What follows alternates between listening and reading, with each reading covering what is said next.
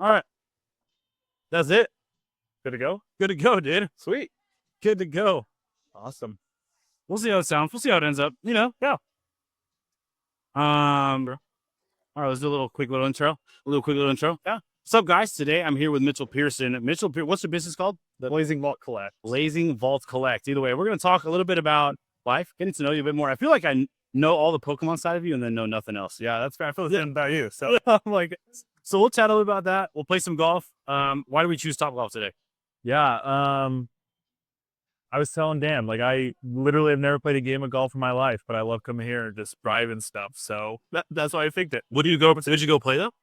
Yeah, I would go play. Yeah. You gonna teach me? No, I can't. What am I going to teach you? What am I going to teach you? All right, guys, let's play some Top Golf, dude. Who started first? You wanted, so yeah, I'm warm. You go. This is practice mode though. Is this a thing? Oh yeah, you can go out of it if you want to get 5 in real quick. Nah, we'll go straight in. We'll go straight into it. You know, Do it. we'll go straight into it. All right, let's see. Just like regular Top Golf. Just start with that. Sure. What the heck is this, dude? Marvel's Fantastic Four. You hear all the stuff going on about like Pedro Pascal. Oh, the anxiety. You know the anxiety. Oh yeah. How it only happens around women. Good-looking women. Yeah. Yeah, doesn't happen around the other ones. No, that's so funny. I don't know. That stuff. So I brought a glove. Oh, I brought a glove. it doesn't play golf. I brought a glove. Brings a glove. I have this like injury here. Oh, so I was worried that if I didn't bring a glove, Yeah. it was gonna start hurting. Oh, taller, shorter clubs? It used to Dang. be men's, women. Remember? Yeah, well, it used to be. Yeah, that's how long I haven't been here.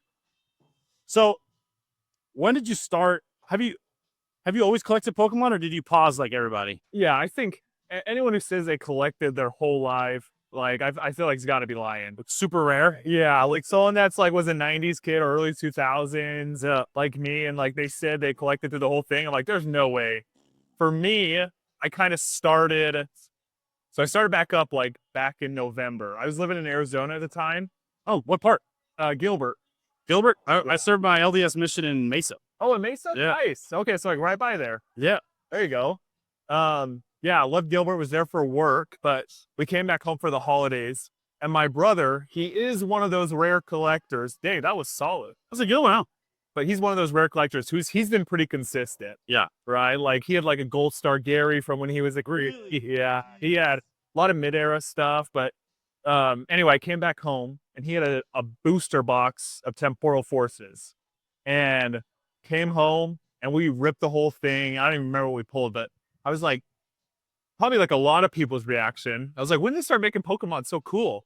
Like all the full arts and stuff. Oh, yeah. Like, this is sick. So When was this? this was back last November. Oh, like last year. Yeah. So about a year when I started getting back into it. But so like that, I kind of got hooked then, started collecting. On Temporal Forces? Yeah. Temporal Forces what got me back in. And then we started ripping like all your classics, like Crown Zenith 151. And I think you're the first person I've heard this is Temporal Forces. This is the one that got it in. So underrated. But I was like, this is cool. And we started ripping everything else and kind of got hooked from there. Started building up a PC and it was great. Like I absolutely love doing it. My favorite set of all time is Team Rocket.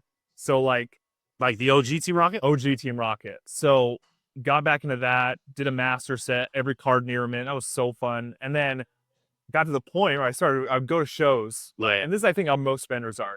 Get to the shows, every vendor gets to know you. And they all say, oh, when you have this big collection, right, you got to start vending. Like, you just got to start. Oh, yeah, because you have so much. Yeah, you have so much. Like, what more do you need? And it was like that. I got to that point where it's like I took my first show was like so much of my PC. And it was probably only like maybe 10 grand worth of cards, right? 5 to 10 grand, kind of in that range. And I took it out. What was your first show? The Sandy Southtown Mall show back in March. I think you were there. So in 4 months, March is when we launched Chroma. I think I saw you there because you were doing some advertising. Yeah. So in 4 months, you acquired over 10K of PC. Yeah. That's I crazy. think I got lucky, right? Like started buying easy. But like I started buying in that time where it was like everyone thought things were high, right? In like that December range. That's when things really started to decline. And it's like I was buying and buying and buying and it just kept climbing. Like, so by the time I hit March, it like doubled in price. March was crazy. March, I felt like that was such a great time. I feel bad for these people. The hobby's just an interesting place. I'm sure you feel the same way. Right? Like, I'm happy where it's at. I think there's a lot of people in it, and like, doing these shows and meeting a bunch of people, it's just super exciting. There's just so much. Yeah. Right. And I like that. Like, I like that it's such a strong community. There's those vendors, there's those collectors that, when they look at a card, all they see is a dollar sign. But like, for the most part, that's not what it's about, right? Like, there are just good people in it. So from that first show in March, I was hooked. Like, so fun interacting with the community with that. I was so busy at my table the whole show. Yeah. And I was hooked. I was like, this is like, I want to just do this. Like, it's so much fun. And Yeah. And you get to like meet people that you never like meet before. so true. Like chat. Like, we would have never met. Yeah. It was Pokemon. Yeah. It's so true. And it's like a hobby that, I don't know, it takes a lot of time technically. Oh yeah.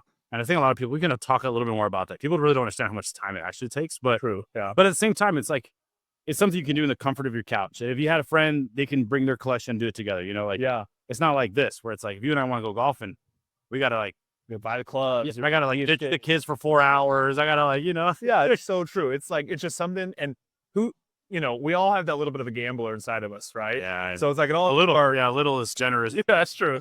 But it all starts, I think, the same way. Like, I don't know if this is your experience. It's ripping packs. Like, ripping a booster box, like, you're dropping $150-$200. Yeah. And it's so fun.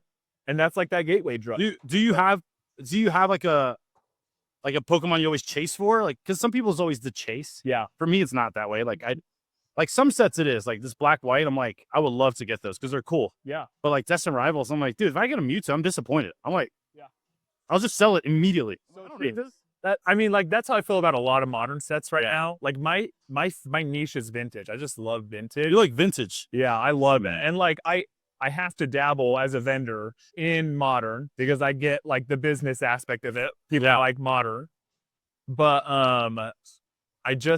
vintage just has my heart. So like, there is a card that I am chasing. It's like my all-time chase. Yeah. My favorite artwork, Shining Gyarados.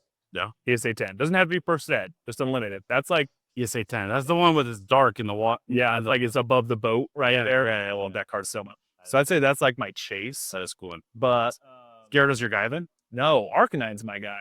Oh yeah, that's right, Arcanine. Yeah, Arcanine. So it's like, there are some good. The one from the other Chinese Terrestrial Arcanine yet? No, I do not. I haven't seen that artwork. Oh, it's like Chinese exclusive. Yeah, that's probably why I haven't seen it. Yeah, it's like only in the Terrestrial sets. It's sick. It's so expensive. That's way awesome. Yeah, it's really, really cool. Look that up. That is another thing, right? Master set of all the Arcanines in just raw condition, another thing. But yeah. That the vintage Shining Gary. I love that card set. Yeah. So you grew up in Gilbert? No, I grew up in Utah. You grew up in Utah. Okay. What part? I grew up in West Jordan. Oh, and so I've been married for almost 4 years now. Yeah. And last year, so I work in mental health. I run a mental health clinic. I'm a practice manager, some psychiatrists, right? We do a lot of cool stuff that really helps people's mental health. And I had the opportunity to run one of our clinics in Gilbert. So I went in there, and the goal was always to come back to Utah. So we were only there for about 6 months. Oh, yeah. It was during the winter, and Errol's during winter, dude. Any other time? Oh, terrible. We moved in when it was like, what was it, September, and it was 120 degrees in September. 120? It was like 118. Dude, you know what I'm gonna do? I'm gonna do a little something to this camera here. Okay, we're gonna take a little risk. If she blows up our camera, she blows it up. But I think it'll be kind of sick if we shoot from here. Okay. I think it'll be safe. Yeah. And if she destroys it, she destroys it. Or if I destroy it. Or should I go over here? Actually, I'll go over here. Don't kill me. I'm gonna go here. That's smart. There's no one's here. Yeah. That's smart. But just don't. If you shank it though, then we're really. I'd have to shank it bad. Then we're really in trouble. Yeah. You were way too close. There's no way. I think I felt the pressure. I think you thought it was a target. It's not a target. Don't hit it. Oh man.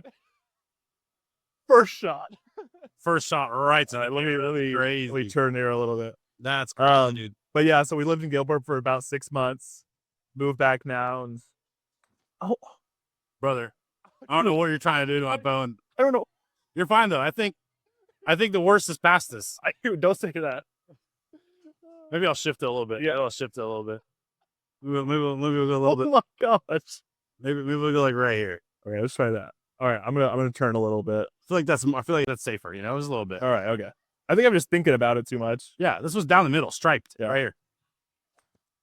Okay, that's better. It's It's better. a little better. I'm still shaking, but oh, Nice, man. So the full-time job is that. Yeah. Nice. yeah. How'd you get into that? Yeah, it's kind of interesting. So my background's actually in coaching. I grew up playing water polo and I swam. You play water polo? Water polo. That's crazy. The first person I know to play water polo. Yeah, so did that and was fortunate to have good coaches and good teammates. So it's like that drove me to want to be a coach. So like I coached a lot. And that drove me. I was a water polo coach, swim coach, and I worked in special education, and that's what my background was in SBED. And then I shouldn't love the way education was going, so I, wanted to kind of do something different, and I just found this job, as a practice manager of a mental health clinic, and it's super interesting. Like I feel like, What's up, Pretz? How you doing, brother? Do you know Mitchell? I don't think I've met you yet. what's your name? Snyder, Steven. Steven. You call him Pretz. Oh, Call him Pretz, dude. wait, are you in the Discord and everything? Yeah. Oh, awesome. I'm Mitchell. Nice to meet you. Yeah, are you do you come to shows? Every once in a while, I'm not working, Nice. but I get like 60 hours a week. So, Wow. dude. So, Oh my gosh. How'd you find me, dude? Sick. I was trying to hide. How'd you find me? you told me you were from that's all I get is your name on the reservation. Hey. That's against HIPAA, I think. He was. The medical. He's like, I looked up your name on the reservation, saw your bay. I was like, that's haircut, yeah, Papa. Yeah, dude. Oh, well. Actually, posted on. It's my disability, Dolph. Yeah, that's my disability. That's my handicap. That's what it is. Yeah, dude.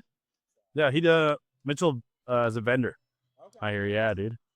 He's got a solid vintage collection. Do you have a favorite Pokemon? That's in Like Oddish? Oh. Not a lot of good Oddish arts out there. No, A couple from Neo. Isn't there a good a Neo? lot of good ones. I just growing up watching the show, I always loved when you would run into Oddish. Oh yeah. So it's my favorite thing ever. That's awesome. Outside of that, I do like Eevee, but I feel like that's way too overhyped right now. Yeah. No, you I gotta got, be you. I got an Oddish thing for you that you don't have, guaranteed. Okay. Yeah. Because I signed it. It's 101. It's just the bulk Oddish. No, I got a good one though, for real. Okay. Mhm. Mini show is not this Saturday, but the next one There's in Salt Lake. Yeah. This Saturday is in Salt Lake. Salt Lake. There's a cardboard exchange one. Yeah, Saturday and Sunday. Where's that at? Is that the airport one? Yeah, they moved locations. It says it on their Instagram. Is that the DoubleTree now? Yeah, and the new location's way better than the old one. Yeah. I'm only. Bigger. No, Or are you talking about the Hilton? the Hilton. Okay. But yeah. There.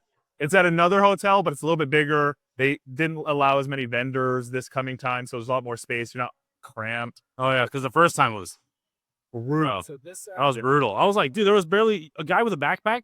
Oh. Couldn't fit. No way. Yeah, that was the worst. But are you vending it this weekend? Yeah. I might show up. It'll be fun. I might show up. Should be good. Yeah, I might show up.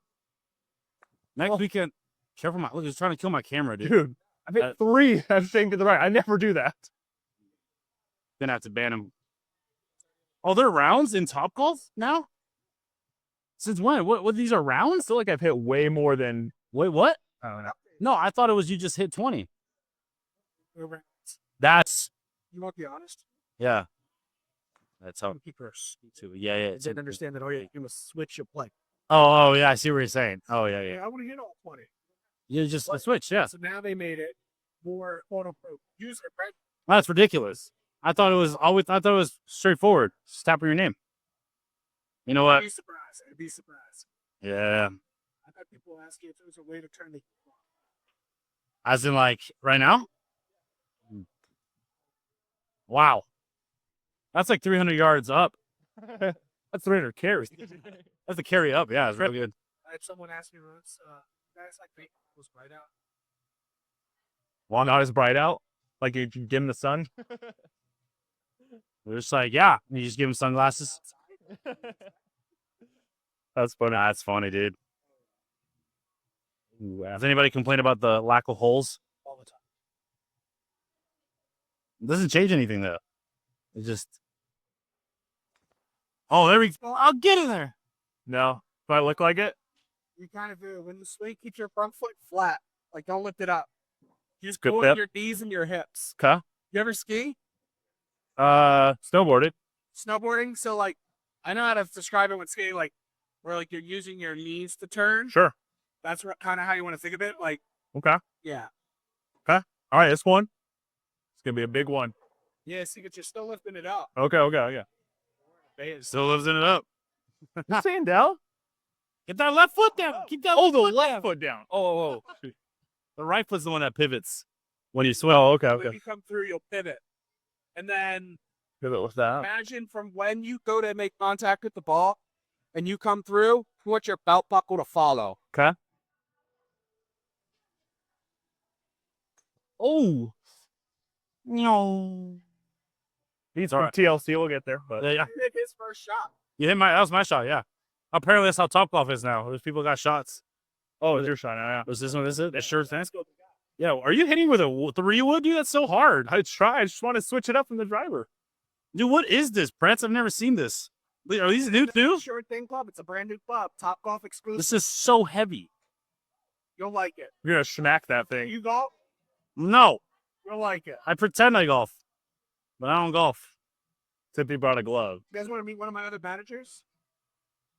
Oh my gosh. Ooh. So this is, sorry, what's your name? Oh my gosh, dude. This is Paul. You're one of my managers. What's up, Paul? Dang it. I tweet you. Oh, Mitch. Nice to meet you. That's right. My goal is to get him to spend an entire paycheck there every time. But I failed the last month or so, I don't know what I'm doing wrong, Fretz. Do you collect, Paul? I do. Am I good? Definitely not. No. You wait, golf? Oh. Yeah, I'm not good. He's going to hit the back net right here. The back of the net? All right. There you go. That's not good. Back of the net. What was that carry? You said you weren't that good. What do you You said hit it back of the net. I just did what you told me to. I just obedient. It didn't even count it. That's all right. All right, you do it again. I'll do it again. Oh, get right. Wow. Does it count? Great shot. Does it count? Yeah. No, it didn't. That's ridiculous. I'm pretty sure it hit it. Your machine's off. I still hitting or what? Yeah. I guess you need to make it a little bit more user friendly. Yeah, it needs to be more user friendly. This is too non-user friendly, Pretz. I don't like it.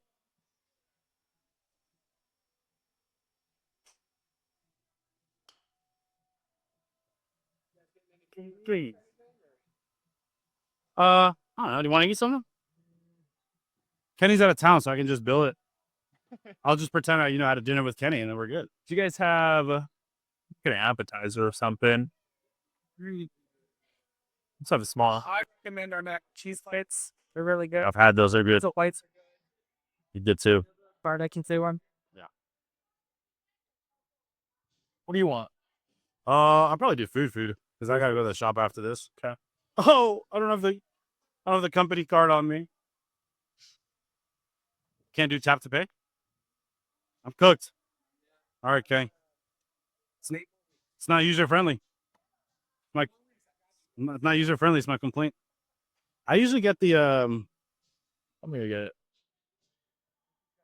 These are good too. Yeah. Wait, those nachos. These? Yeah, I usually get the tres tacos. Yeah. That's always what I get. I'll just get the average nachos. Wayne, pick a seat. Chicken's great. Actually, just do plain. Average nachos. You guys, any like new sandwiches or stuff, or is it all the same? They're honestly the last time. The only different that we'd have is our Monday platter on the menu. So you get 6 buttermilk mini sliders. We order Matt Bites, order pizza bites. Peso. They did. So then you add up the Mac Bite and the bite, they give them 40 sauce. Yeah, but you got nachos, so if you order the Mac bites, it would have been like Yeah, dog, let's do it, you know? Mitchell just ruins everything, to be honest. I don't know. We had it down. How many wings come in this? That's it? I'll do the tacos. I'll do a steak. Yeah. All right. That's it. Thanks, dude. Appreciate it. You're the man. I appreciate you. Hey, good to meet you. Yeah, I'll see you at the shows. I'll see you at shop. Yeah. This Saturday's the DoubleTree. Is it right by the? It's right by. Yeah, it's literally like it's before and on that same road. So Yeah. Next Yeah. Saturday, up 1 to 11. 1 to 11? As in like the next week? That. Your show. You know what? Whatever, Pretz. Just a bunch of excuses. That's all I hear. You got. I- The show's like month out. What's the? I'll be there. I'll be there this Saturday at the DoubleTree. Yeah. Could be fun. Just Yeah, walk. bring me that ours. I want to walk. I'll bring it, brother. I'll bring it. Do you have a favorite cuisine? Out of food? Yeah. man,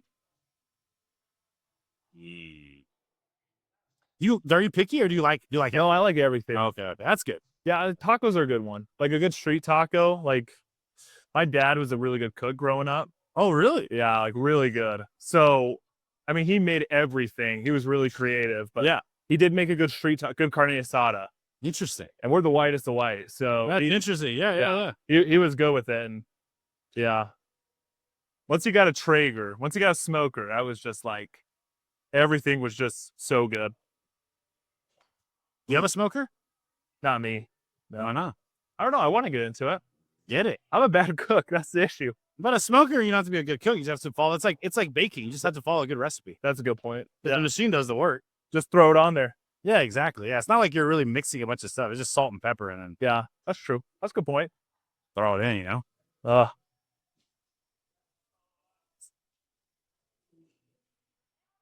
So do you meet your wife out here then? Yeah, so I actually met her through coaching. I coached her. She had 4 younger brothers. I coached all of them. What? She has a family of 6. She has 5 brothers. She's the only girl. Oh, that's actually crazy. Oh yeah, That's actually crazy. yeah, she is. Oh, you're up. So is she a swimmer then? No, she actually she did drill. Drill? What? She's a dancer. It's Utah. That's normal. Yeah, it is normal. Yeah, you're right. But Yeah, you're right. no, she did that. I coached her brothers, and she was serving a mission as well. And Where when was she she at? got home, she was in Germany. Oh my gosh. Yeah, but when she got home, they set us up, and it was kind of like an arranged marriage. But yeah. Woo! What the? I came over the top. I went this way. Dang. Yeah, I do it. No, but yeah, we did almost 4 years, 2 kids now, and How old are the kiddos? I have a almost 3-year-old, and then a almost 1-year-old. Almost 3-year-old and an almost 1-year-old. Yeah, literally next month. So Oh yeah, nice. Same month they were born. what's that? Same month they were born. 2 weeks apart, August, September. It's Oh, but 2 weeks apart. yeah. What's 9 months before those dates? What happened? What's birthday? What? An accident for the first one. What's going on, dude? They've been married for 3 months. Well, It was an accident. that was my wife and I. Really? Yeah, we got married and same thing. We're like, whoa, we started really too soon. But we love him. It'll be nice, right? We're young, so it'll be good. There you go. Little I laugh don't know why I'm coming. I'm still coming over the top. coming in. Come in. Yeah. No, We're talking about the hobby though, and like the spot that it's at. I do like where it's at. Like again, there's the bad and the good. I do think things are a little expensive right now. Yeah. But the amount of people that are in it, like, it's good. Like and most of them, like we were talking about, right? That was crazy eyes. That was crazy. That was crazy, just the wrong way. That was crazy. But most of them have good intentions, and right, like 99% of the people that come into my table, they're easy to strike up a conversation, right? Like they're in it to collect, and it's just since like this era where it's like, it's become an asset, right? Like, Yeah. people are viewing it that way because they've always gone up over time. So Yeah. that's kind of an interesting little bit of a side thing. But no, it's My take is that COVID made a lot of things digital, crypto, stock trading. A lot of people got into stock trading. You got Yeah. time in your hands and you could do it. Market's still open, you know? Yeah. And I think what happened is it went too digital NFTs, all that stuff. Oh, And then now this is physical. It's like a physical investment. You can like show somebody like, look at this card. It's $1,000. You know, true. versus look at my portfolio. It's like, dude, what? This is in the air, bro. It's like not even real. You're like 10% growth, great. and like a government can like easily be like, all right, crypto's banned. Yeah. And then you're like, oh, I'm cooked. But Pokemon, they're not gonna ban Pokemon. Yeah, no, that's so true. And What's your take on? Okay, so the price thing, right? like how to price stuff. What's your take on the fact that yes, sealed products going up, so are singles, but that people complain about like sealed product being so expensive, but then they love having an expensive single. Yeah, Like, what's your take on that? Because they exist with each other. yeah. I think kind of like I said earlier, everyone likes to rip, right? So there are always going to be those people who just buy stuff to rip. I think that it is a weird thing, right? Like you're not going to find someone who's going to rip like an Evolving Skies booster box. Yeah. They're not going to rip a $2,000 booster box, right? They're not like, there's not those kind of people. So the people that are like investing in it like that, Yeah. good for them, right? Sealed has always gone up. And I think that's great, right? Sealed is that one thing that's really just like always gone up. But for those people that want to rip and it's just so expensive, like get into a set early, I guess, right? Like not too early, but like what are Destin Rivals booster boxes are still relatively affordable. Dude, no, it shot up. But what are they, like $250? No. More? See it? No. Yesterday, 311. Bro, the That's graph crazy. the graph just does this. It's crazy. It's crazy, but I think that's where like right, good shops like you come around and play in a good place like that. I think everyone should be ripping Japanese. Everybody. I'm getting a lot right now into vintage Japanese Pit 10s. Like I just that's like nostalgic for me. And that's what I really like. Yeah. But I think if you really want to rip the new Chinese stuff. I mean, even Korean, right? If you don't put a price on the cards that you're ripping, and I get it, like it's fun to get that chase card worth $200, right? Like we're talking about. No. But you also got to spend a lot of money. So true. Get it. Yeah. So I think it's like if you really just want to rip, that's what you want to do. Rip Japanese. Japanese is fun to rip, right? Like, and you get guaranteed. Exactly. You got to guaranteed SAR. Yeah. So it's like, I think if that's the goal for you, guaranteed hits, not guaranteed SAR. Oh, yes, it's only SAR on the specialty set. That's true. Depends on the set. But if that's like your goal, that's what you want to do. Rip some Japanese and just avoid English. And Japanese is in a good spot right now. Modern Japanese is super low. Well, I've talked to people that like it's like the equation actually is comparable. So in Korean, a 151 box is what $64 or $62, something like that, which is not bad. If you want to rip 151 and it's 20 packs, yeah. What is a Japanese booster box like 150? Yeah. So you're paying like 2.5 times. Yeah. But the Charizard in Japanese is what, sitting at, I think, what is it sitting at? You want to check real quick? Yeah. So I don't lie about it. Japanese 151 Zard. Yeah. I think it evened out, and I think it's close to what the English one like is. Close to 200 something? Yeah. Yeah. Yeah, because 151 was expensive. But if you look at it, the Zard in Korean 151 is like 120, 125. Really? Yeah. And you're like, cool, you doubled your money. Yeah. But in Japanese, if you pull the Zard, you don't even double your money if you pull the booster box. That's a good point. So but you know, the argument there, the other side of it is, yeah, but all the other cards, number 3, 4, 5, 6, 7, are all just worthless. That's true. And it's like if you get a big chase, then you'll be happy, you'll be set there. Yeah. That's true. But I don't know. I don't know. I don't rip for. I always tell people never rip for chases. It's the worst feeling, dude. Yeah. It's the worst. Do you play it all though or no? No, I haven't yet. I want to, right? Like, I really want to get into Magic too. Oh, like we were gonna do that at that last show. When you guys opened that Final Fantasy pop, that was crazy. Oh, the collector? Yeah. Have you guys opened more since then? No, we sold the rest. Oh, good. We couldn't handle the sensation. Yeah, we sold it. I mean, like that's a whole different beast of itself. Because I was talking to Travis, right, at Parent City Games, and he used to. I mean, his big thing is Magic. Yeah, huge. He used to work for this company, and people in Magic are crazy compared to Pokemon, right? I think like Pokemon vendors and Pokemon like collectors are crazy. Tells me about these like Magic Con. Is like he used to work for a big company that would go there, would drop like 6 figures. Yeah, and someone walks up to your table, right, and like you buy everything, and it's like Pokemon, right? If someone comes to my table and I'm looking to buy it for the business, I'm looking for stuff that's liquid, right? That's what I'm trying to do. Stuff that I can, pay whatever 70, 80% on, stuff that I think is liquid. And that's what I'm looking for. But it's like these Magic people, they just buy everything. So Magic is a different beast than itself. Whole different beast. Crazy. Magic's a huge volume game. Yeah. Because people build multiple decks, and every deck, a good one is going to start at $500,000. Oh my God. And so because of that, Pokemon, dude, $45. Yeah. You got a deck that's the meta. Yeah. Like that they're using in Worlds. Oh. But Magic, it's like Yeah. my buddy, his deck's like what, 600 or so right now, and it's actually Kenny's little brother. Wow. It's like 600 something, and I was like, oh, dude, your deck's just juiced. And he's like, no, I'm missing this. I'm like 3 cards, and it's like $200. And I'm like, oh, dude. He's like, yeah. Ideally, if I have all the cards I want, it'd be closer to $1,000 deck. Oh, And you play with that. Hey man, Like shuffling, like, it's crazy. playing with like a 1/5 Zard. But it's because in Pokemon your cards phase out, right? So there's series. So like you reach a certain end, and it's like there's no longer tournament legal. In Magic, Wow. it's from the beginning of time. Anything goes. Anything goes. They'll ban certain ones whenever they don't. Perfect. Whenever they don't fit the right meta, or they're too overpowered. Thank you. Yeah. No, I mean that kind of makes sense.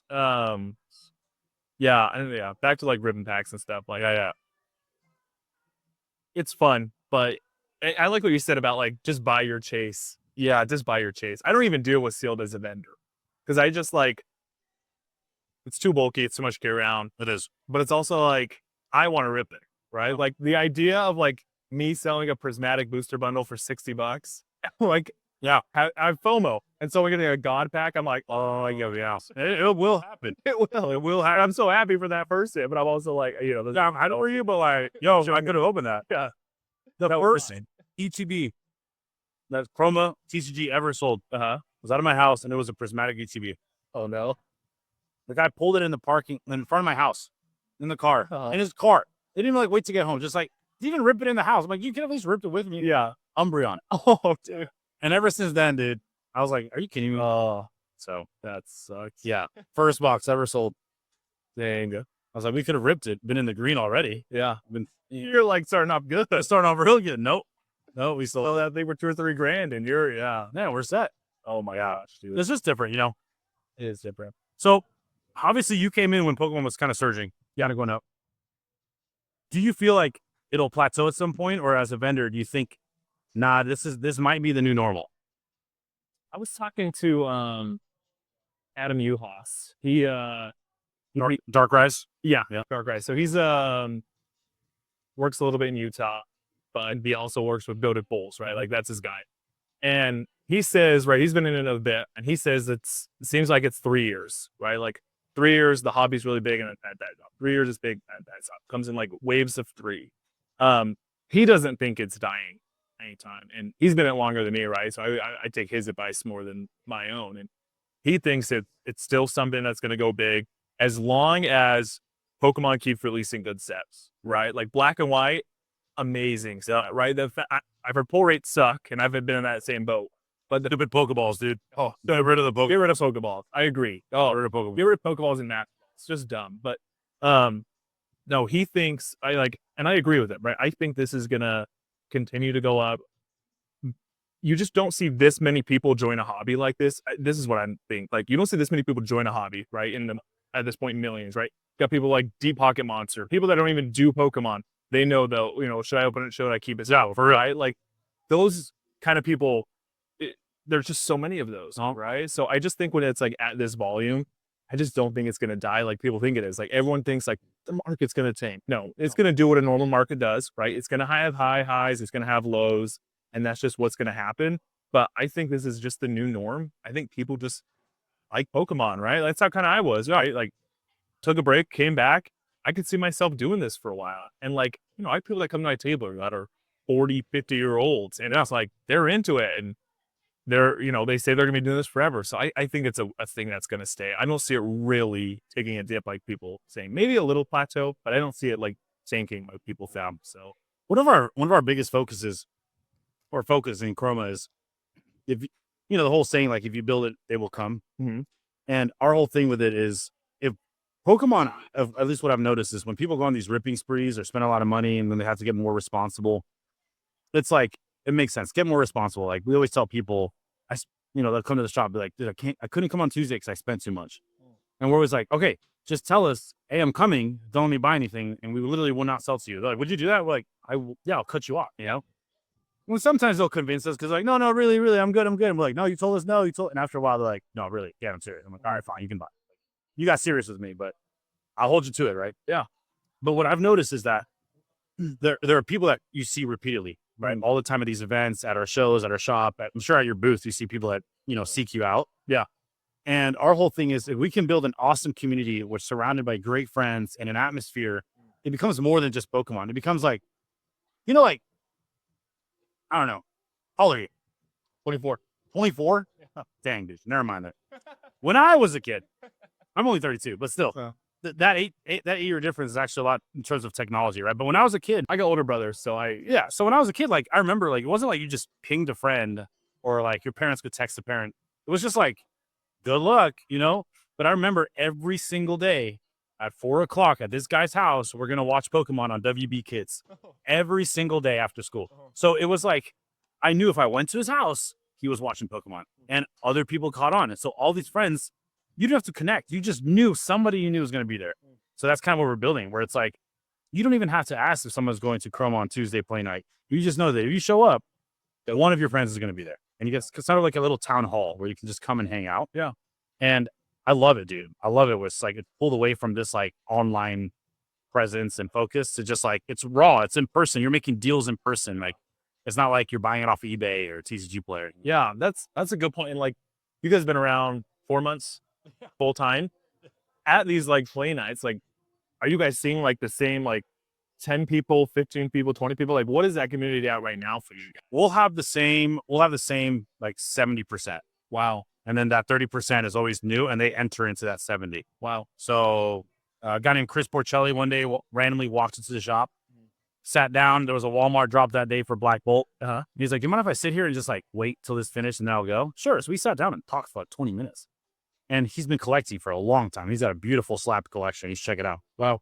And, we start chatting, and now he's one of the regulars. And like, it goes like that, where it's just like, last night he was at the shop, I think till like 11 p.m., like just chatting with Tim. And that's sort of what we want to build. It's like, we want to be like, and of course some people come and then they're like, I don't really want the social aspect, which is fine. Let's go. And some people just like love it. Yeah. But our biggest thing is like, never feel pressure to buy anything. Never feel pressure to rip anything. And then we also offer like a low value, like we know who are real Pokemon lovers because we have these like unofficial Chinese product, but not like the origin boxes. Yeah. So those actually have some value. So that's why people love to rip them too. You get one of those like Naruto coins and you make like $250. Right? Oh, dang. Yeah. It's insane. But we have Pokemon product that literally has no value. Can't find it on eBay.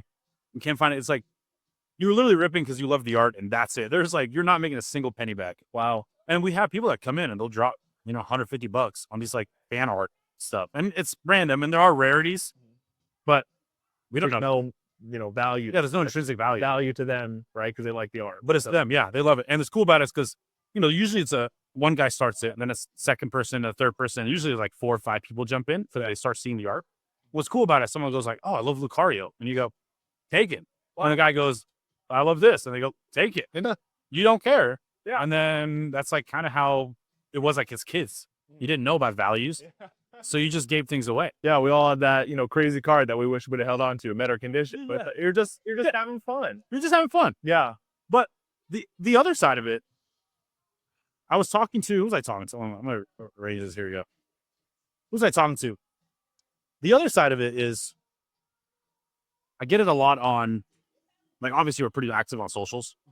So I get it a lot on DMs and comments when people are like, I want to know your take on this.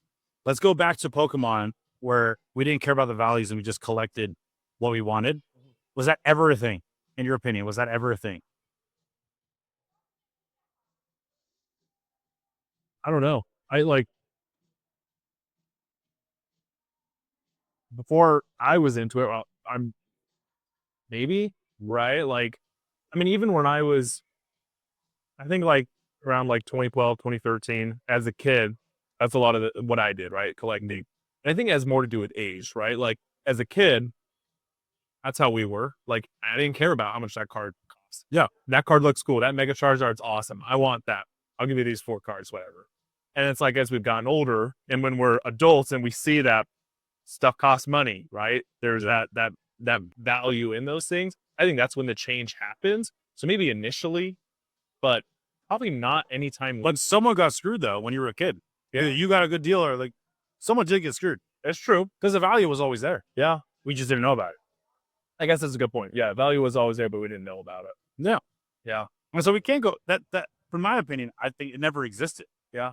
We just were one of us just got fleeced. That was it. That was literally one of us was just that is usually me. Yu-Gi-Oh cards, I'll take them all day. Yeah. Here, I'm like I have my Charizard. That's funny. I remember craziest Charizard story. I had my mom and I collected, and I was about like I started in unlimited, not first edition. But every now and then we catch some first edition. So I have some first editions, but nothing crazy. But Shadowless was kind of like me. I was like 6-ish, I think. And I remember I ripped a Blastoise Shadowless in the parking lot of Home Depot with my mom. That was like one of the core memories I had with her. But I remember I had all of them. I had every single one of the original 151. Wow. I was missing Charizard. I could never pull him. I went to a card shop in Cabin John's out in Maryland. And I remember seeing a Charizard there, like a base set Charizard, pristine. And I was like, I need that. And it was like $90 or something. Yeah. And my mom was like, my dad was like, that's ridiculous. Yeah. I'm not paying that for a piece of cardboard. And I'm just like, guys, how dare you? Because the thing is, I still had my childhood collection, even when I still have it. Yeah, I sold out. I sold like a lot of it that I didn't care about. I had a lot of Southern Islands and yeah. Oh, that irked my heart. Yeah. Say Southern Islands, you don't care. That's my favorite set of all time. It's cool. It's cool. I don't know. Besides the Magikarp or the Meryl, that's the only one I care about. No, but like base set 2, Rocket, Jungle, like that fossil, that was like what I grew up in. So that's what I really care about. Just mainly the nostalgia.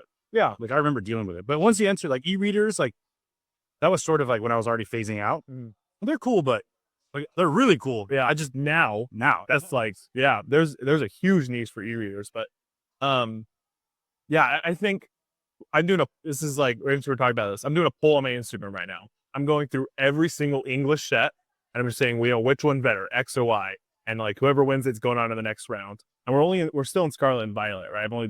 I started it this week because I really want to see where people are interested. You're comparing sets? Yeah. Like, what's your favorite set? This or this? And we're in Scarlet and Violet. 151 has beaten everything.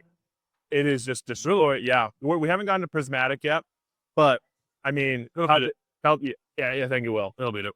I think, yeah, people have mixed feelings about it. But where I was going with that, like for me, I love vintage, right? It's that nostalgic feeling like talking about. We just all have that nostalgic feeling that we all want to chase. And I think that's why 151 has done so good because it was a re-release of all the original 151 Pokemon we love. Yeah. So yeah, that's been a fun little thing to do on the Instagram. Yeah, 151 is destroying. But I'm gonna go back through. I'm gonna do the Sword and Shield, and I'm gonna go back through XY and just go all the way back down on the What's your favorite Sword and Shield? Not Evo. No. You know, I think is underrated, and it's mostly for one. It's a couple cards, but Chilling Reign.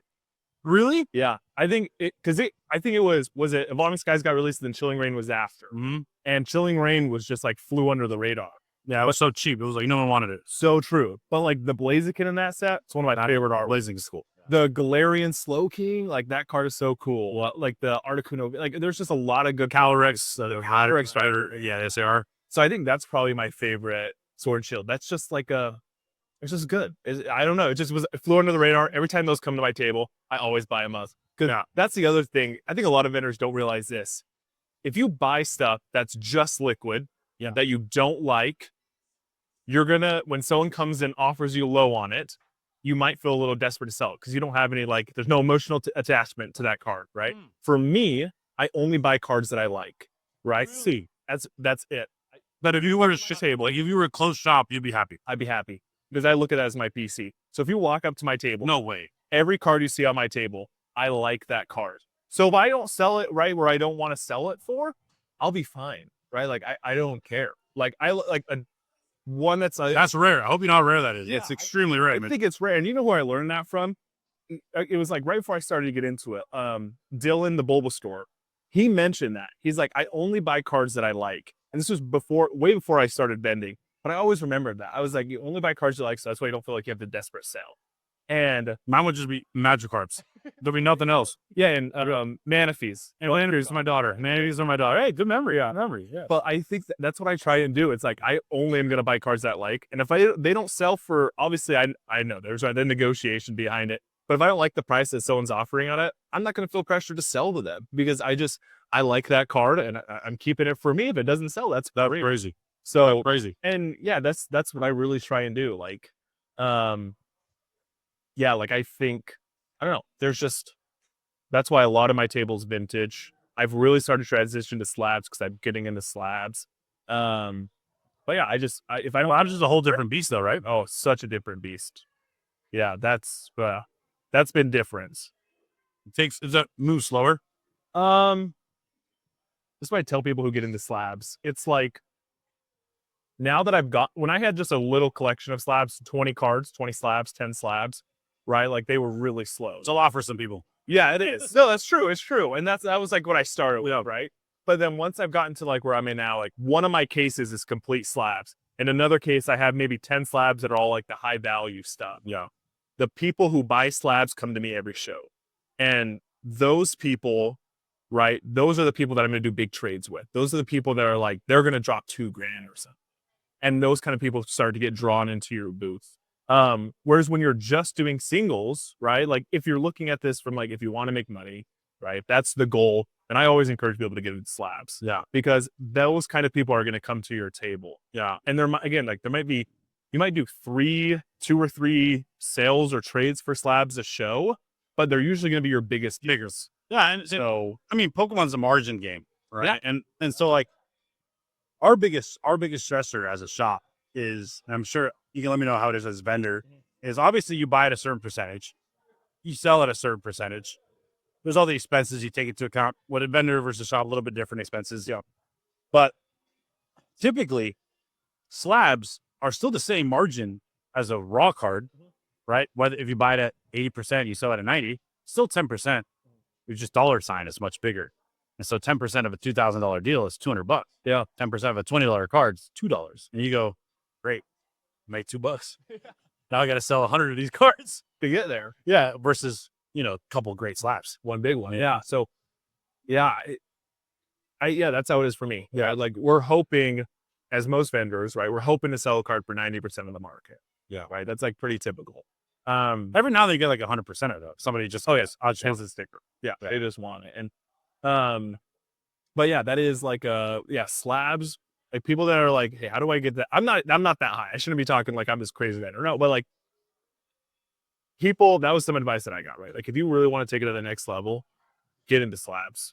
And ever since I've done that, like I used to be like, I'm a raw collector. Now I'm like, I think I like slabs more. Yeah. It's interesting how that like transition happened. Yeah. But you don't try to master set with slabs.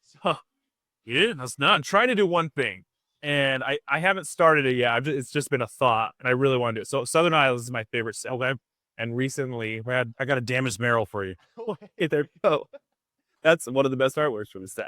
I think the Slow King, is the best, but the Slow King's also. You with like the Pidgey and stuff. Yeah, the Charizard. But I'm gonna do, and again, like Japanese vintage has like kind of been my niche lately. I like it. But I'm going to do a Southern Islands master set, all PSA 10s, Japanese. It's going to take a while. It's one of those ones that's going to probably take me the next year or two, right? Because they're low pop. You just barely see them. And I want to do it where I only buy them at shows. So. Oh, yeah, you got to find them. Yeah. Because if you buy it online, dude, boring. Yeah. I'm like, I don't want to do that. And do it right now. Exactly. Let's just go off.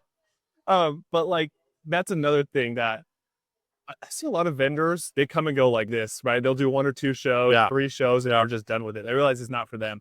I think if you're a true collector, you got to have a plan in mind. Like I see like Jake Jarchomp. Yeah. Every show that I see him at, he'll be at his table and he'll leave halfway through. His brother will just watch it. And he's looking to complete his vintage master set. He's going to each table, buying stuff for his VC.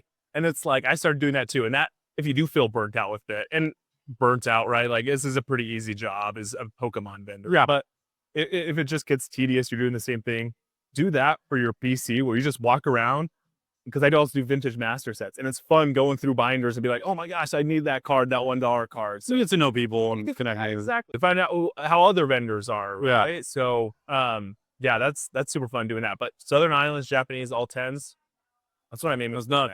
It's kind of nuts. I got to find my first one. Once I find my first one, I see it and I buy it. Then it'll be solidified. Dude, I had 2 goals. Obviously, one master set Magikarps. Hey, That was it. how close are you? I wasn't very close. Now I'm pretty close because I was gifted the tag team, the Whale Lord Magikarp tag team. Yeah. Oh, that's like $600 right now. Anyway, yeah, at least like 700. And then my other second thing was I wanted to own that same card. It's my favorite Magikarp card, and a 10. Oh, I was like, that's like 3K. I was like, that's like my 2 things. And I got gifted both of them. So now I'm like, Who gifted you those, Kenny? no, I wish. I wish. They didn't give me nothing, dude. Nothing but he's on his bachelor party right now. I'm taking care of this whole weekend. I'm like, what the heck, dude? Where's my invite? Yes, he did invite. Oh, good. I'm married with kids. I can't go to a bachelor party. You can't. I knew you run a business. So. Yeah, someone's got to run it. Yeah, we just leave it. It's just like, good luck, guys. Hey, the community, they would rally. They would someone would step up. So someone would step up. Yeah. Yeah, no, but that's crazy, man. When it comes to vendoring, I think you have this is my opinion. I think you have a really cool like take on it where you're selling to build your PC, and as a consequence of it, like as just like a side effect, you're growing your business as well. But it looks to me like you're doing it for the purpose of supplementing the Pokemon hobby, right? Yeah. And I feel like honestly most vendors do that. Yeah. I think there comes a switch, and I've noticed it. I mean, I'm not sure how like in the world of Pokemon, like at least the Utah Pokemon world is, but with Kenny and I, it's like, dude, it's like when it comes to like the community we've built, we also have a lot of little ears everywhere, right? Eyes and ears. Yeah. The things we hear is just like sometimes wild, you know, people coloring their stuff. And we get DMs almost 2-3 times a week of, hey, I bought this from a vendor and it's a fake, or hey, I sent it to PSA, came back, it's recolored. What do I do? And, you know, we do our best to be like, listen, you just gotta be an adult and talk to them as an adult. And if they don't want to make it right, then you gotta do what adult things do. And just expose them. Because at the end of the day, that's how business works. Yeah. The business does something illegal or unethical, and you can leave a review. Yeah. The hard part about vendors is there's nowhere to leave a review. So if someone can do something shady, and if people don't know about it, they just keep doing that shady stuff over and over. Yeah. So it's a breath of fresh air when I hear people like you talk about like, oh yeah, like I only buy what I like. The margins are important, but it's not everything for me. Yeah. And if I don't sell it, I don't sell it. Yeah. You know? Yeah, it's so interesting. I think that kind of stuff, a bad vendor gets exposed pretty quick, and I think it spreads real fast. Yeah. Like when I hear about a bad vendor, and I know one, you know, there's a couple that come to mind.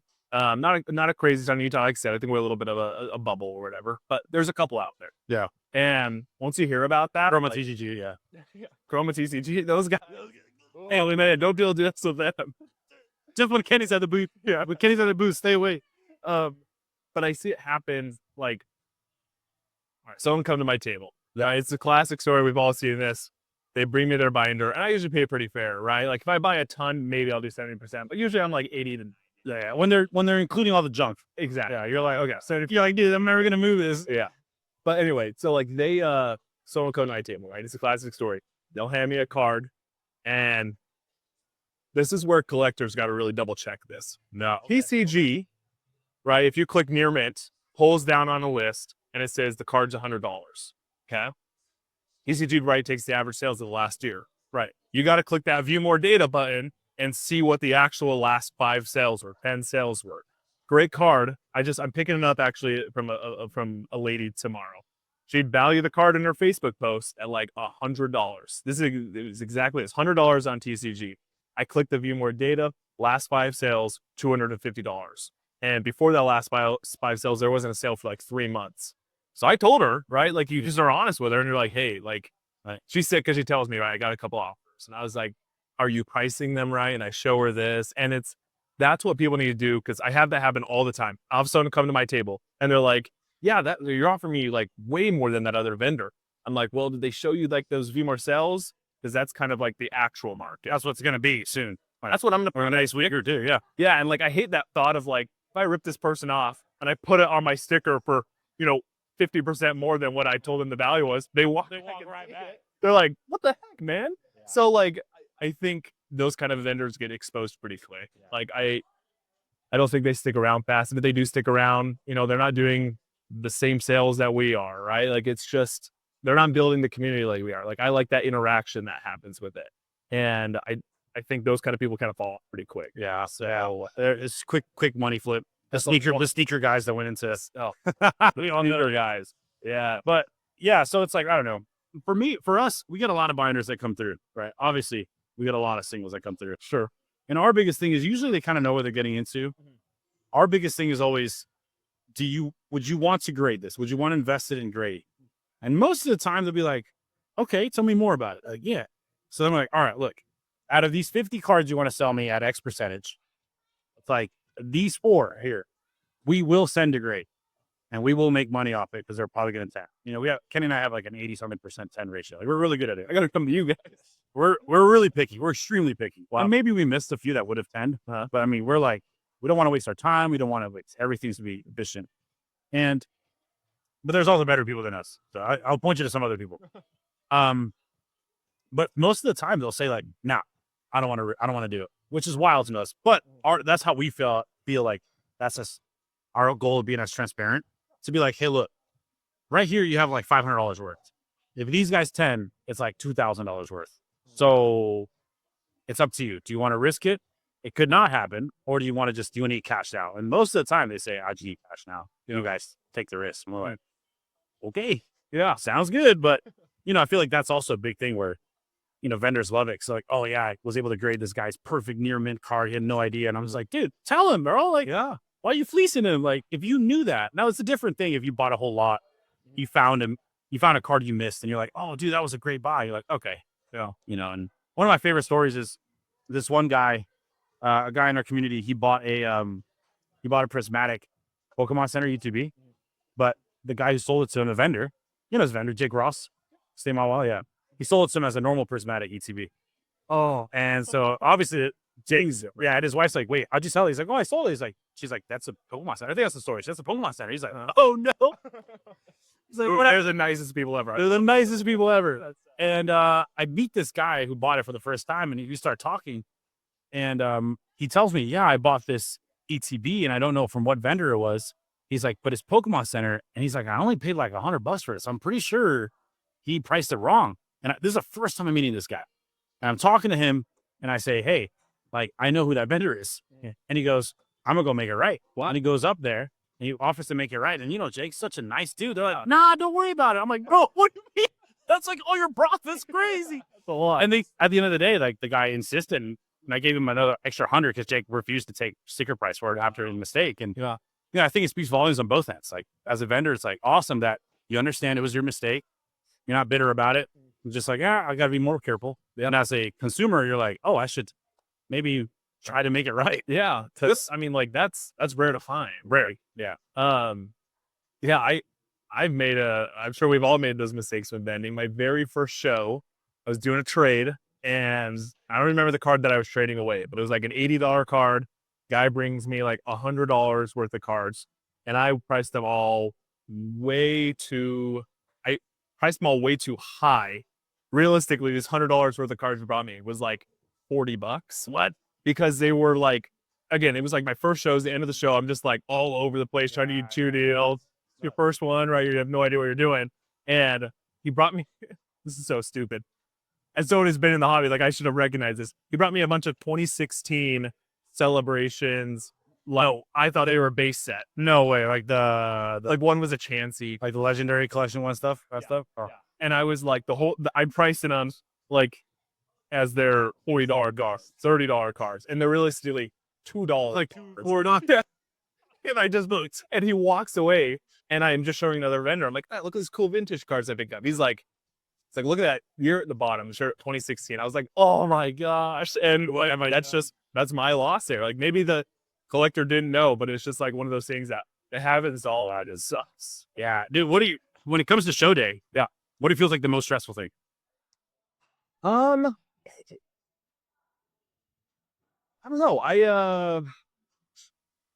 Again, not like I'm a pro, but I feel like I've gotten to a point now where I don't really stress out too much about it.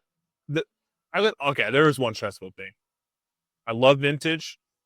Pricing vintage, it can be hard. Oh yeah, You have to be able to conditioning. So true. Right. Everyone says something different for condition. Which is crazy because there's a guide.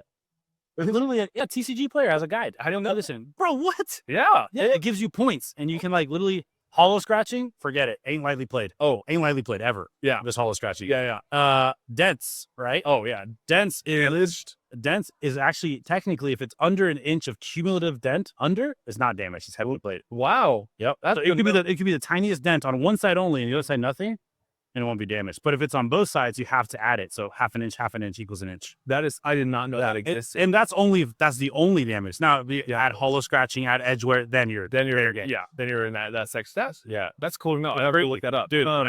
Because that is like a stressful thing. Because man, not everyone uses that. Clearly, I clearly have it. It's okay. It's all right. It's all right. I think people like, to a lot of people, it's just like they just have that eye. They just know.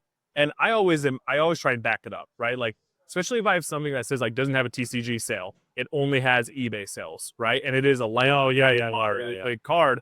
I just show people. I'm like, this card sold on eBay for $100. Yep. Right. That's why I price it at this way. So I think whatever you priced your card at, you just have to be able to back it up with sales. That's the biggest thing. Like, and vintage, you got to do that with. Yeah. You're never over market for things, even if you love them.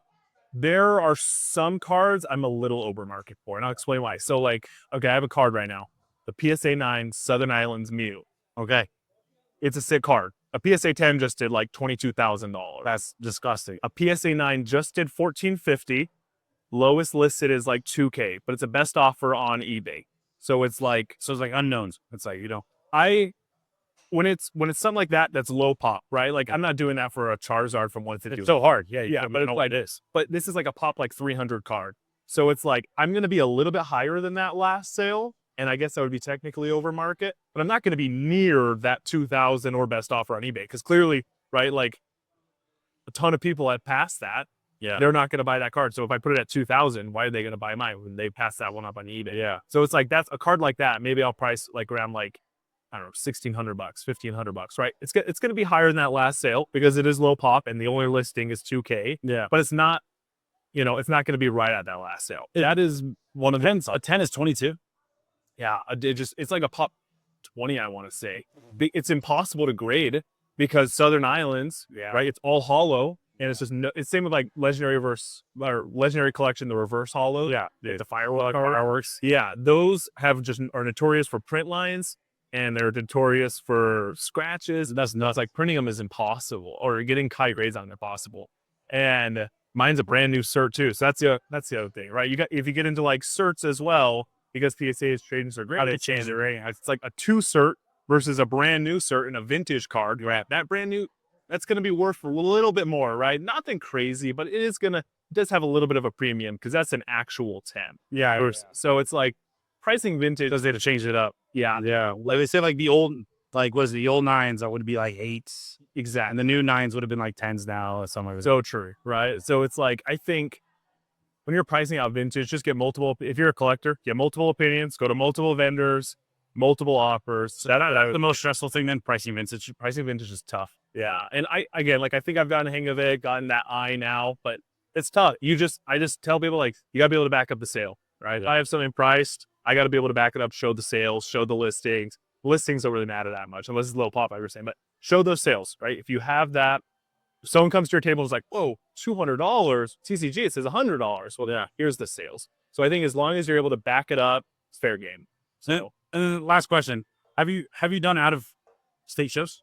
My first one it's called PokeCon. It's in Vegas. Yeah. It's middle of September. Oh, okay. I'll be doing that one. And then I have the Las Vegas Card Show, the beginning of are we already getting done? Perfect. Thank you. And then I'll be doing the Las Vegas Card Show at the beginning of October. So I have two shows. You guys are going? Oh yeah. I'll be right next to you. Yeah, you think you know it? I think got my tables. Yeah, exactly. I'll be right next to you. Exactly. Wait, Donovan's the best. But yeah, we're all on that same row. So I'm really excited for that. That's like his last hurrah before he moves, right? I know. So sad he's leaving. I'm glad he's leaving. I got tired of him. The Minty Vault. Yeah. I got tired of him. I was like, he's too good looking. Like, I was like, he's in the military. It's like everything you want in life. I'm like, he needed me out here, dude. I like it. He's got a really nice collection. Yeah, great family. He's got a new baby now. Yeah, he's got a new baby. Gosh, loving wife, great biceps. I'm like, gosh, dang it, dude. Him and Corey got to get out of here. Yeah, hey, Corey's gone. Yeah, he's in Japan, right? That's right. I miss him, dude. I miss him. Me too. Mainly his little dog. I like this dog. This wife, she was very sweet. Corey's he's all right. The mustache. Yeah, that was nice. I like that about it. Okay. Oh my gosh, dude. Anyway, but I'm glad we played a little bit of golf. Yeah. No, I'm good. I still suck, so. I think I beat you. You did. You won by a lot. That's actually crazy. What can I say? Yeah. I mean, it makes sense, though. For beating me, you actually get something. Oh, whoa. Yeah. That's why I threw it. I threw the game. Oh, I appreciate it. I appreciate it. Thanks for jumping on the podcast. You got one of these? Dude, no, I don't. Thank you. And then I got a little bit of something here. Sorry, Kenny, you're out of town, so you can't stop me. Oh, We're going to rip the packs. let's do it. But if you get the Umbreon, I'm keeping it. Wait, what's that story ripping? We're ripping this is what I had loose at the shop. Sweet. And we don't sell loose paint. Don't buy loose Japanese bags. Don't buy loose any packs. Vintage packs. Especially after you get some heat wave. Let's the three. Okay. 3 of those. 2, 3 of those. Oh, shoot. No, left horse. Let's see what we got here. Gotta check this recording. I get worried if someone's going to call me and ruin the whole video. I should have put do not disturb on. But it's all right. We're set. Never see that. What is the trick on? Is it one? It's just, yeah, I think. Or is it just straight? I just did straight. Yeah, it's just straight. Trash. Oh, not trash. hollow. Oh, not trash. Do you have that? Yeah. Okay. Yeah, I have it. Beautiful, beautiful fish. Is that your favorite Pokemon then? My favorite Pokemon. Is the potential Pokemon, man. Yeah. Magikarp. Yeah, Magikarp is the highest potential Pokemon. It goes from like literally a nothing to goes from a nothing to a got a hit. Got a hit. Got an EX. Nothing to Gyarados, right? So in the original, it kind of gets like overshadowed now because there's so many Pokemon. But in the original, it was literally the weakest Pokemon, and Gyarados is considered like one of the strongest ones. Yeah, that's true. And so then it goes to this like sweet, awesome Pokemon, which is cool. So I like it. I like to think that I'm a Magikarp. I need to tap into my potential. That's cool. Sorry to interrupt. We're all done. Got a few more minutes left. Able to expand. Oh, we're good. We'll be in now. Thanks. Appreciate you. All right, we got cooked on there. Let's see about that one, dude. I'm looking for any Espeon stamp. Wait, are these the gemstone? Number 2. No. So like the Umbreon's in here? Yeah, The cool Umbreon? the cool Umbreon. Master Ball. Is that even entering in these sets? If you end up getting all of them, it doesn't be like people collect them and stuff, but no stamps. Cool. It's a bunch of Eevees. And we're gonna find some children to give these to on the way out. Oh, yeah. Hey, a stamp. I need that one. Let's go. Boom, I literally need 3. That's it. And that's one of the 3. Sweet. Wow, impressive. Glaceon V. The beast. All right. Let's see. Come on. Banger's only. Vaporeon V. Those are cool arts, though. I like the hollow. Yeah, the halls are cool. And the Rector likes all hollows. Yeah. That's fine. Chinese products on the freaking, it's on a tear, dude. Yeah. It's because they make unique stuff. It's so smart. It's so True. smart, dude. Like I have a 5th anniversary Pikachu in a 10, the Chinese one. Oh, yeah. It's a 2K card. Yeah. And it looks so cool. I love that card. So Yeah, no, the Chinese stuff. We just got some new Chinese product in the shop today, and nice. we love it. We love it. It's like, it takes too long to get here, but other than that, Yeah. Like the Origin 3.0s land tomorrow, so I know Salt Lake's gonna be a rip party this weekend. It's gonna be nuts. But those, like I said, those actually have, people actually got chases in those. Yeah. But those are fun because also whenever you don't get anything that's worth anything, that's when trades happen. I love to see it. And that part's fun too. Brisket, thanks for jumping on. Oh, If they want to follow you, Blazing Ball Collect on the Instagram. yep. That's it. That's all I right now. Yeah. No website? No website yet, but we are coming up with a YouTube channel. Like I was telling Dan earlier, we just got a DJI, the camera, the Osmo. Yeah. So we're gonna get some vendor POV. This show this weekend, I'll have the camera up and we'll get some. I'm excited to see how you tell people like, I don't like that card. I don't want it. Dude, it's a 151 Charizard. I hate it. I don't want it. Thanks, guys.